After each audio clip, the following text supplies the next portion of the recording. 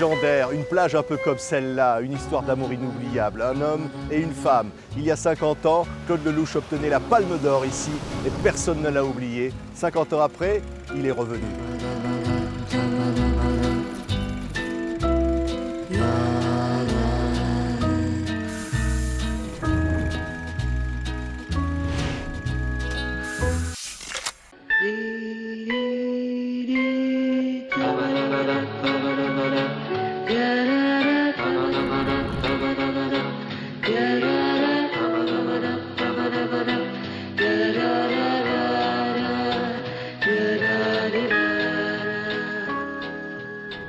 « 1966, Claude Lelouch, 50 ans. Vous étiez là, sur la Croisette? J'étais là. Avec ça? Avec ça. C'est, si on m'avait dit il y a 50 ans que dans 50 ans, le film serait toujours d'actualité, je ne l'aurais pas cru. Et c'est vrai que le seul critique qui compte, c'est le temps qui passe. Ouais. Et bah, c'est un critique qui m'a donné raison, voilà, ça fait plaisir. Le temps a donné à ce film quelque chose d'universel. C'était quand vous le voyez, Claude Lelouch, ce film, vous vous dites quoi? Vous dites vous étiez presque un gamin à l'époque. J'avais 26 ans et non, quand on a fait ce film, comme à chaque fois qu'on fait un film, on se dit on espère qu'on va faire un bon film. On ne savait pas, personne ne pouvait mesurer que ce film ferait le tour du monde, obtiendrait la Palme, les Oscars, les Golden Globes, une trentaine de récompenses internationales. Enfin, ce film c'était impensable. On ne pouvait pas imaginer que ce film toucherait les gens de l'intérieur.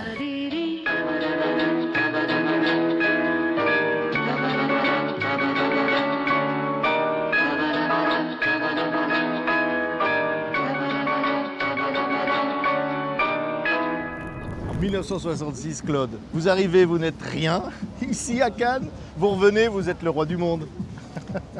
Oui, encore une fois, on savait qu'on avait fait un film agréable, un film qui racontait une vraie histoire d'amour, qui faisait le portrait d'un homme et d'une femme comme on peut en rencontrer dans la vie. Enfin, c'est ce qu'on avait voulu. À l'époque, j'avais dit à Jean-Louis Trintignant, ça serait formidable qu'avec ce film, on libère le scénario, qu'on libère la caméra, qu'on libère les acteurs, que ce soit qu'il y ait un vent de liberté importante, comme dans la vie quotidienne. Et on l'a réussi parce que les dieux du cinéma étaient avec nous. Voilà. Alors quand les dieux du cinéma sont avec quelqu'un, ça fait un film qui, 50 ans après, est en pleine forme. Voilà. Des scènes cultes de ce film.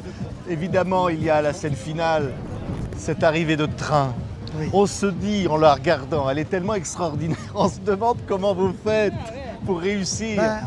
Un peu comme on est là, c'est-à-dire vous arrivez au milieu des passagers, au milieu de la foule, vous tournez. Encore une fois, vous savez, on n'avait pas d'argent pour faire ce film. La contrainte sollicite toujours l'imagination. Et donc, comme on n'avait pas d'argent, j'avais pas les moyens de louer un train, j'avais pas les moyens de louer la gare Saint-Lazare.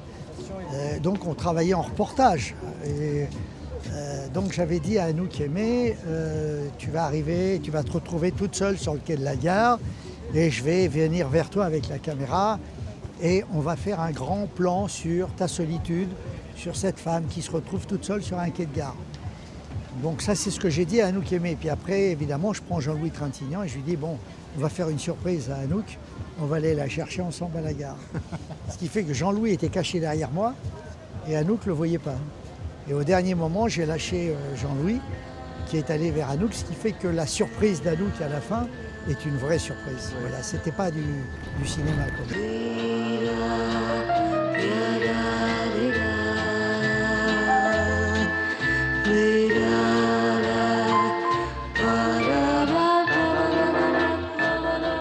J'avais envie de raconter une histoire d'amour entre un homme et une femme qui était avec des grosses cicatrices, qui était blessée. Elle venait de perdre son mari, lui sa femme. Est-ce qu'on peut continuer à vivre quand le pire vous arrive? Ouais. Et c'est vrai que plus le malheur est grand, plus il est grand de vivre. Ouais. Donc c'était ça le sujet du film, c'était de montrer que si on ne meurt pas, tout est bénéfice. Je veux dire que la mort est le seul moment qui peut stopper toutes vos ambitions. Mais tant qu'il y a un souffle de vie, la renaissance est possible. Donc c'était le sujet du film et cette renaissance, les gens l'ont prise à leur compte. Et c'est aussi comme une chanson, la vie, comme un shabada-bada. Oui, C'est aussi, évidemment, Alors d'abord, c'est pas Shabada-Bada. Non, non. C'est Dabada-Bada. dabada-bada. Dans la chanson, c'est Dabada-Bada. Après, les gens ont dit Shabada-Bada. Bon, nous, on va pas les contrarier, mais l'original, Nicole Croisille et Pierre Barou, quand ils chantent, c'est Dabada-Bada. D'ailleurs, c'est drôle parce que la musique du film avait été enregistrée avant le tournage, comme pour tous mes films. Le film était construit un peu comme une comédie musicale, puisque la musique joue un rôle très important, les chansons jouent un rôle très important. Et à un moment donné, on avait le thème principal, mais on n'avait pas encore les paroles. Donc on chantait le thème, et comme on n'avait pas les paroles, on disait dabada-bada, dabada.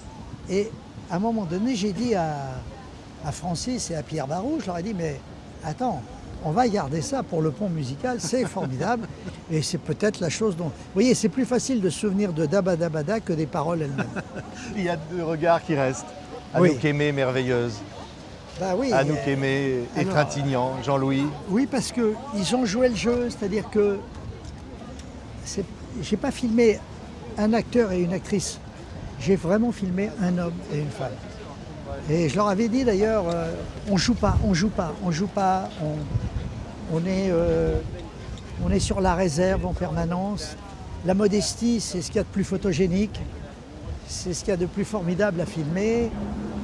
Pas de frime, voilà, et tout ça est dans le film. Alors voilà pourquoi aujourd'hui, 50 ans après, ce film est peut-être encore plus vivant qu'à l'époque.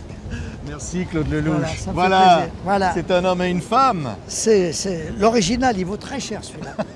Ne le vous faites pas piquer. Je le garde. Ok. Merci beaucoup. Voilà, allez, Merci, au revoir, Claude. ça m'a fait plaisir. Je vous rends votre matériel alors. Oui, oui, oui. Voilà. Super.